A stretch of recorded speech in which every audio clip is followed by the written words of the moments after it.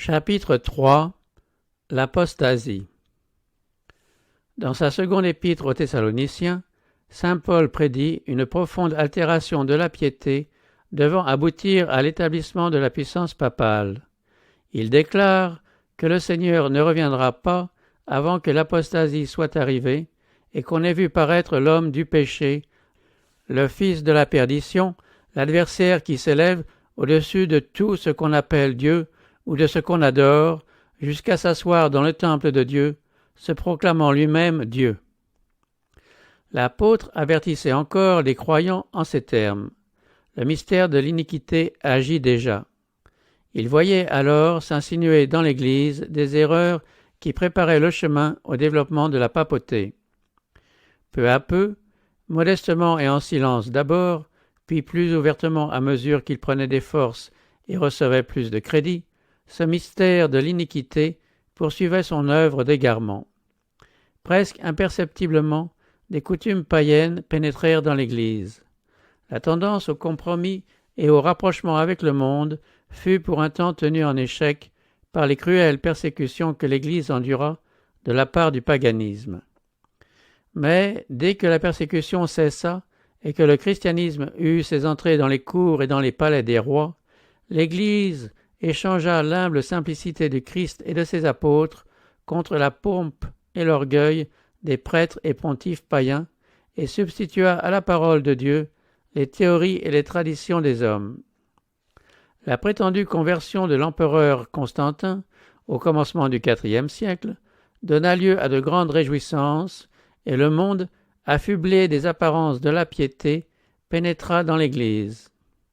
Dès lors, la situation s'aggrava rapidement. Le paganisme, apparemment vaincu, était vainqueur. Ses doctrines, ses cérémonies et ses superstitions se mêlèrent à la foi et au culte des disciples du Christ. Un jour, Satan voulut faire un compromis avec le Christ. Il s'approcha du Fils de Dieu dans le désert de la tentation et lui offrit tous les royaumes du monde et leur gloire, à la seule condition qu'il reconnût sa suprématie comme prince des ténèbres. Jésus réprimanda le présomptueux tentateur et l'obligea à se retirer. Exerçant cette même tentation sur les hommes, Satan a mieux réussi. Désireuse de s'assurer les largesses et les honneurs du monde, l'Église se mit à solliciter l'appui et les faveurs des grands de la terre. Ayant de ce fait rejeté Jésus-Christ, elle le remplaça par un représentant du prince de ce monde, l'évêque de Rome. Une des doctrines fondamentales de l'Église romaine enseigne que le pape, investi d'une autorité suprême sur les évêques et les pasteurs de toutes les parties du monde, est le chef visible de l'Église universelle. On est allé plus loin encore. On lui a attribué les titres mêmes de la divinité. Appelé Seigneur Dieu le Pape et déclaré infaillible, il réclame la vénération de tous les hommes. Satan continue d'exiger, par l'intermédiaire de l'Église de Rome, l'hommage qu'il sollicitait de Jésus dans le désert, et des multitudes sont prêtes à le lui rendre. Mais ceux qui craignent et honorent Dieu accueillent ses prétentions de la même manière que notre Seigneur a reçu les sollicitations de l'adversaire lorsqu'il lui dit « Tu adoreras le Seigneur ton Dieu, et tu le serviras lui seul. » Jamais Dieu n'a laissé entendre dans sa parole qu'il établirait un homme quelconque à la tête de son Église. La doctrine de la suprématie papale est diamétralement opposée à l'enseignement des Écritures. Le pape ne peut avoir sur l'Église de Dieu qu'une autorité usurpée. Les romanistes se sont obstinés à accuser les protestants d'hérésie et à leur reprocher de s'être volontairement séparés de la véritable Église. C'est sur eux que retombent ces accusations. Ce sont eux qui ont renoncé à la bannière du Christ et se sont départis de la foi qui a été transmise aux saints une fois pour toutes. Les Saintes Écritures donnent aux hommes la possibilité de découvrir les impostures de Satan et de résister à sa puissance. C'est cette parole sainte que le Sauveur du monde avait opposée à ses attaques. À chaque assaut, Jésus avait présenté le bouclier de la vérité éternelle en disant « Il est écrit ». Contre chaque suggestion de l'adversaire, il avait cité la sagesse et l'autorité des Écritures. Le seul moyen dont Satan disposait pour établir son ascendant sur les hommes et pour affermir celui de l'usurpateur papal était donc de maintenir le monde dans l'ignorance du Saint-Livre. Comme la Bible exaltait la souveraineté de Dieu et de la vérité, elle devait être cachée et supprimée. Telle fut la conclusion logique adoptée par l'Église de Rome. Des siècles durant, la propagation des Écritures fut interdite. On défendait au peuple de les lire ou de les posséder chez soi, tandis que des prélats et des prêtres sans principe les interprétaient de manière à appuyer leurs prétentions. C'est ainsi que le pape en vint à être presque universellement reconnu comme le vicaire de Dieu sur la terre et investi d'une autorité suprême sur l'Église et sur l'État. Le livre dénonciateur de l'erreur mis de côté, Satan pouvait agir à sa guise. La prophétie avait déclaré que la papauté espérait changer les temps et la loi. Elle ne tarda pas à entreprendre cette œuvre. Pour donner aux convertis du paganisme de quoi remplacer le culte des idoles et faciliter ainsi leur adhésion au christianisme, on introduisit graduellement dans l'Église le culte des images et des reliques.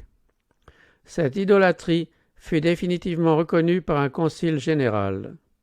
Pour masquer cette œuvre sacrilège, Rome s'enhardit jusqu'à effacer de la loi de Dieu le second commandement qui prohibe le culte des images et pour rétablir le nombre à partager en deux le 10e.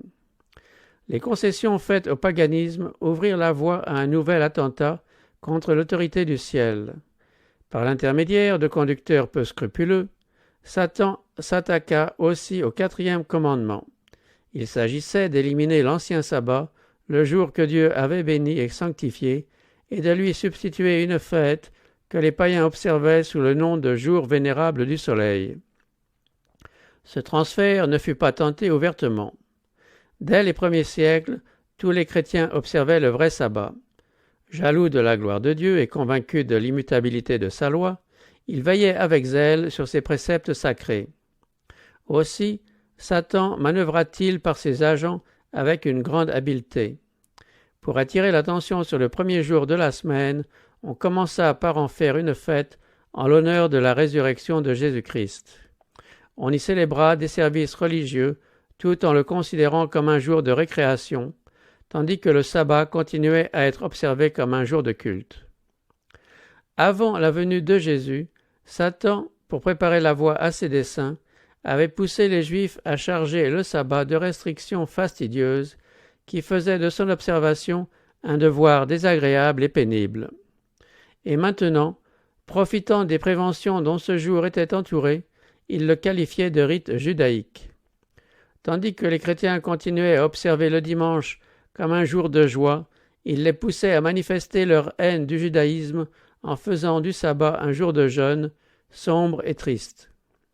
Dans la première partie du IVe siècle, un édit de l'empereur Constantin établit le dimanche comme jour de fête dans toute l'étendue de l'Empire romain. Le jour du soleil étant révéré par ses sujets païens et honoré par les chrétiens, la tactique de Constantin consistait à rapprocher les adhérents des deux cultes. Les évêques, aiguillonnés par l'ambition et la soif du pouvoir, le poussèrent activement dans cette voie. Ils comprenaient, en effet, que si le même jour était observé par les chrétiens et les païens, ces derniers seraient incités à embrasser extérieurement le christianisme et contribueraient à la gloire de l'Église. Cependant, si beaucoup de chrétiens pieux étaient graduellement amenés à attribuer un certain degré de sainteté au dimanche, ils n'en continuaient pas moins à considérer avec respect le sabbat de l'Éternel et à l'observer conformément au 4e commandement.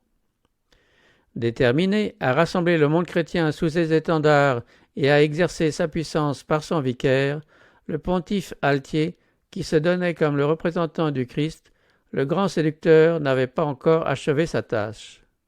C'est par le moyen de païens à demi convertis, de prélats ambitieux et de chrétiens mondanisés qu'il parvint à ses fins. De grands conciles réunissaient de temps en temps les dignitaires de l'Église de toutes les parties du monde. À chaque concile, on rabaissait le jour divinement institué et l'on élevait le dimanche. la fête païenne finit par recevoir les honneurs d'une institution divine. Quant au sabbat de la Bible, il fut qualifié de vestige du judaïsme et l'anathème fut prononcé contre ses observateurs. En détournant les hommes de la loi de Dieu, le grand apostat avait réussi à s'élever au-dessus de tout ce qu'on appelle Dieu ou de ce qu'on adore. Il avait osé s'attaquer au seul des préceptes divins qui attirent incontestablement l'attention de toute l'humanité sur le Dieu vivant et vrai. Le 4e commandement, en appelant Dieu le Créateur des cieux et de la terre, le distingue de tous les faux dieux. Or, c'est à titre de mémorial de la création que le 7e jour fut sanctifié comme jour de repos pour la famille humaine. Il était destiné à rappeler constamment aux hommes que Dieu est la source de leur être, l'objet de leur vénération et de leur culte. Voilà pourquoi Satan s'efforce de détourner l'homme de la fidélité et de l'obéissance qu'il doit à Dieu, et dirige ses attaques contre le commandement qui proclame Dieu comme créateur de toutes choses. Aujourd'hui, les protestants assurent que la résurrection du Christ a fait du dimanche le jour de repos des chrétiens. Mais ils n'étayent cette affirmation d'aucune preuve biblique. Jamais Jésus ni ses apôtres n'ont fait un pareil honneur à ce jour. L'observation du dimanche comme jour de repos a été engendrée par le mystère de l'iniquité, qui avait déjà commencé d'agir au temps de saint Paul. Où et quand le Seigneur a-t-il adopté cet enfant de la papauté? Quelle raison valable peut-on donner en faveur d'un changement que les Écritures ne sanctionnent pas? Au VIe siècle, la papauté était solidement établie. Le siège de son empire avait été fixé dans la ville impériale, et l'évêque de Rome était reconnu chef de toute la chrétienté. Le paganisme avait fait place à la papauté, le dragon avait cédé à la bête sa puissance et son trône et une grande autorité. C'est alors que commencent les 1260 années d'oppression papale annoncées par les prophéties de Daniel et de l'Apocalypse. On mit les chrétiens dans l'alternative de choisir soit l'abandon de leurs principes et l'adoption des cérémonies et du culte papal, soit la perspective de passer leur vie dans des cachots ou de mourir par la roue, le bûcher ou la décapitation. Alors s'accomplit cette prophétie du Sauveur, vous serez livrés même par vos parents, par vos frères, par vos proches et par vos amis, et ils feront mourir plusieurs d'entre vous. Vous serez haïs de tous à cause de mon nom. La persécution se déchaîna avec furie contre les fidèles, et le monde devint un vaste champ de bataille. Des siècles durant, l'Église du Christ dut vivre dans la retraite et l'obscurité. Sa situation est ainsi décrite par le prophète, « Et la femme s'enfuit dans le désert, où elle avait un lieu préparé par Dieu, afin qu'elle y fût nourrie pendant 1260 jours. » L'avènement au pouvoir de l'Église de Rome a marqué le commencement du Moyen Âge. À mesure que croissait sa puissance, les ténèbres devenaient plus denses. Le pape, prenant la place de Jésus-Christ, le véritable fondement, devint l'objet de la foi. Au lieu de s'adresser au Fils de Dieu pour obtenir le pardon des péchés et le salut éternel, on comptait sur le pape, sur les prêtres et les prélats, auxquels il avait délégué son autorité. On enseignait aux foules que le pape étant leur médiateur terrestre, nul ne pouvait s'approcher de Dieu que par lui. On ajoutait qu'une obéissance implicite lui était due parce qu'il était sur la terre à la place de Dieu. La moindre infraction à ses volontés attirait les châtiments les plus terribles pour le corps et l'âme. On détournait ainsi l'attention de Dieu pour la reporter sur des hommes faillibles et cruels, que dis-je, sur le prince des ténèbres qui agissait par eux. Le péché prenait le déguisement de la sainteté. Avec la glorification des lois et des traditions humaines, surgissait la corruption des mœurs, corollaire inévitable de l'abandon de la loi divine. Quand les Écritures sont supprimées et que l'homme se met à la place de Dieu, on ne peut que s'attendre à la fraude, à l'impiété et à la dégradation morale. L'Église du Christ vivait des jours périlleux. Les chrétiens fidèles étaient peu nombreux. La vérité ne resta jamais sans témoin, mais il y eut des moments où l'erreur et la superstition parurent être sur le point de supplanter la vraie religion.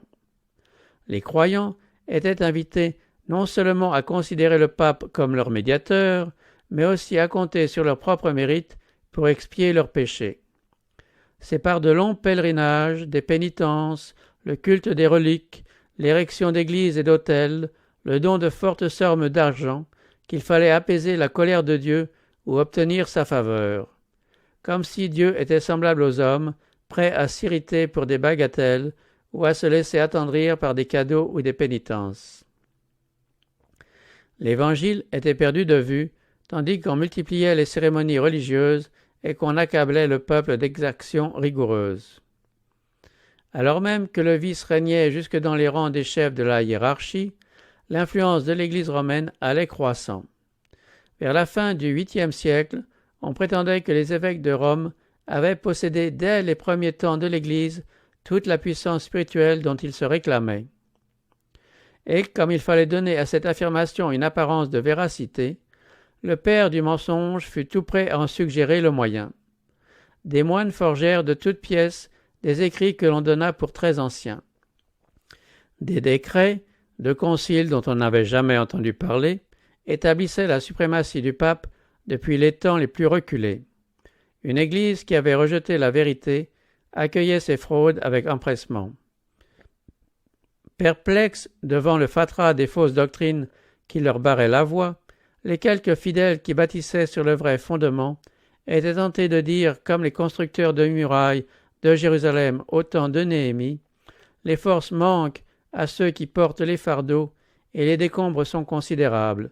Nous ne pourrons pas bâtir la muraille. » Là, de lutter contre la persécution, la fraude, l'iniquité et toutes les subtilités imaginées par Satan, plusieurs, par amour de la paix comme pour sauvegarder leurs biens et leur vie, se découragèrent et abandonnèrent le sûr fondement de la foi.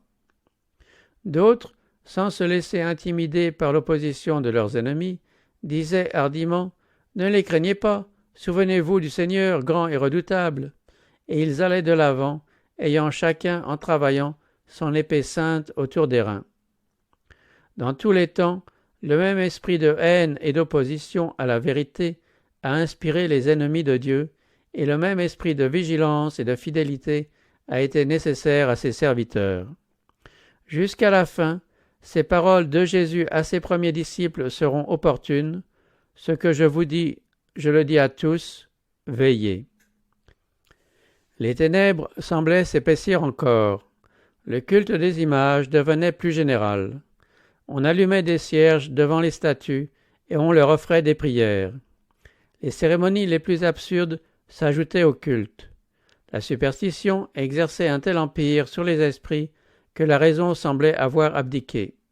Les prêtres et les évêques étant eux-mêmes sensuels, corrompus, amateurs de plaisir, le troupeau imitateur de ses guides était naturellement plongé dans le vice et l'ignorance. Au XIe siècle, les prétentions de la papauté s'accrurent considérablement lorsque Grégoire VII proclama l'inhérence de l'Église romaine. Ce pape affirmait que, conformément aux Écritures, l'Église n'avait jamais erré et n'errerait jamais. Aucune preuve tirée de l'Écriture n'accompagnait son assertion. L'orgueilleux pontife s'arrogea aussi le pouvoir de déposer les empereurs. Il déclara que ses sentences ne pouvaient être annulées par personne, tandis qu'il avait la prérogative, lui, d'annuler les décisions de tous. Un exemple frappant de la tyrannie de cet avocat de l'infaillibilité est le traitement qu'il infligea à l'empereur d'Allemagne, Henri IV. Pour avoir osé méconnaître l'autorité du pape, ce souverain avait été excommunié et déclaré déchu de son trône. Terrifié par l'abandon et les menaces de ses princes, encouragé par le pape à se révolter contre lui, l'empereur se vit réduit à la nécessité de se réconcilier avec Rome. Au cœur de l'hiver, accompagné de sa femme et d'un fidèle serviteur, il franchit les Alpes pour aller s'humilier devant le pape. Arrivé au château où le pontife s'était retiré, il fut conduit sans ses gardes dans une cour extérieure où, exposé aux rigueurs de l'hiver, nu-tête, nu-pied et misérablement vêtu, il dut attendre que le pape l'autorisât à paraître en sa présence. Ce n'est qu'après 3 jours de jeûne et de confession qu'Henri IV obtint son pardon, et cela encore à la condition d'attendre le bon plaisir du pape pour reprendre les insignes et les prérogatives de la royauté. Grégoire, enivré de son succès, déclara que son devoir était d'abattre l'orgueil des rois. Quel contraste entre ce présomptueux pontife et le Christ, humble et doux, sollicitant la permission d'entrer dans nos cœurs pour y apporter le pardon et la paix, et disant à ses disciples « Quiconque veut être le premier parmi vous, qu'il soit votre esclave ». À mesure que les siècles s'écoulaient, les erreurs se multipliaient dans l'Église romaine. Dès avant l'établissement de la papauté, les théories de certains philosophes païens avaient commencé à s'infiltrer dans l'Église. Des hommes d'une haute culture, se disant convertis, conservaient les enseignements de la philosophie païenne et continuaient non seulement à en faire l'objet de leurs études, mais encourageaient leur entourage à les imiter, afin d'accroître leur influence sur les païens. De graves erreurs, dont l'une des principales est le dogme de l'immortalité naturelle de l'âme et de l'état conscient des morts, furent ainsi introduites dans les croyances chrétiennes. Rome a fait reposer sur cette base son culte des saints et l'adoration de la Vierge Marie. Cette doctrine détermina aussi l'apparition précoce dans le credo papal de la croyance au supplice éternel des impénitents. La voie était ainsi préparée pour l'introduction d'une autre invention du paganisme que Rome a dénommée le purgatoire et dont elle s'est servie pour terroriser les foules crédules et superstitieuses. Elle affirma que les âmes qui n'ont pas mérité la damnation éternelle doivent, avant d'être admises au ciel, avoir été purifiées de leurs péchés en un lieu de tourment. Une autre invention, la doctrine des indulgences, permit à Rome de tirer profit des craintes et des vices de ses adhérents. L'entière rémission des péchés présents, passés et futurs était promise à ceux qui s'engageaient dans les guerres livrées par le pape en vue d'étendre sa domination, de châtier ses ennemis ou d'exterminer ceux qui s'avisaient de nier sa suprématie spirituelle. On enseignait aussi que, moyennant le versement d'une certaine somme dans le trésor de l'Église, on obtenait soit le pardon de ses propres péchés, soit la délivrance des âmes gémissant dans les flammes du purgatoire. Voilà comment Rome s'enrichissait, soutenait sa magnificence et entretenait le luxe et les vices des soi-disant représentants de celui qui n'avait pas un lieu où reposait sa tête. La Sainte Seine, instituée par notre Seigneur, avait été supplantée par le sacrifice idolâtre de la messe. Les prêtres prétendaient faire du pain et du vin de la Seine le vrai corps et le vrai sang de Jésus-Christ. Ils avançaient la prétention blasphématoire de créer Dieu, le Créateur de toutes choses. Et les chrétiens étaient tenus, sous peine de mort, de confesser leur foi en cette hérésie. Des multitudes furent livrées aux flammes pour avoir refusé de la reconnaître. Au XIIIe siècle fut fondée l'Inquisition, le plus cruel des instruments de la papauté. Les chefs de la hiérarchie papale travaillaient avec la collaboration du prince des ténèbres. Dans leurs conseils secrets, on eût pu voir Satan et ses anges diriger l'esprit d'hommes pervertis, tandis que l'ange de Dieu, invisible au milieu d'eux, prenait fidèlement note de leurs iniques décrets et enregistrait des faits trop affreux pour être révélés à des humains. Babylone la Grande était ivre du sang des saints. Les corps torturés de millions de martyrs criaient vengeance devant Dieu contre cette puissance apostate. La papauté était devenue le despote de l'univers. Rois et empereurs étaient soumis à ses décrets. Les destinées temporelles et éternelles des hommes semblaient avoir été remises entre ses mains. Des siècles durant, les dogmes de Rome furent aveuglement adoptés, ses rites scrupuleusement célébrés et ses fêtes généralement observées. Son clergé était honoré et largement rétribué. Jamais, depuis, l'Église de Rome n'a atteint un si haut degré de dignité, de pouvoir et de magnificence. Mais le midi de la papauté coïncidait avec le minuit de l'humanité. Les saintes écritures étaient presque inconnues, non seulement des fidèles, mais aussi du clergé. Comme les pharisiens du temps de Jésus, les membres du clergé haïssaient la lumière qui dévoilait leurs péchés. La loi de Dieu, norme de la justice, une fois supprimée et leur pouvoir illimité assuré, ils se livraient au vice sans aucune retenue. La fraude, l'avarice et la dissolution prévalaient. Pour parvenir à la fortune ou aux dignités, on ne reculait devant aucun crime. Les palais des papes et des prélats étaient les témoins de répugnantes scènes de débauche. Certains pontifes s'adonnaient à des crimes tellement odieux que des souverains, les jugeant trop vils pour être tolérés, tentèrent de les déposer. Pendant des siècles, l'Europe ne fit aucun progrès dans les sciences, les arts et la civilisation. La chrétienté était frappée moralement et intellectuellement de paralysie. La condition du monde sous le sceptre de Rome présentait un accomplissement à la fois frappant et terrible de ces paroles du prophète Osée. « Mon peuple est détruit parce qu'il lui manque la connaissance. Puisque tu as rejeté la connaissance, je te rejetterai, et tu seras dépouillé de mon sacerdoce. Puisque tu as oublié la loi de ton Dieu, j'oublierai aussi tes enfants. Il n'y a point de vérité, point de miséricorde, point de connaissance de Dieu dans le pays. Il n'y a que parjure et mensonge, assassinat, vol et adultère. On use de violence, on commet meurtre sur meurtre. Telles étaient les conséquences de la proscription de la parole de Dieu.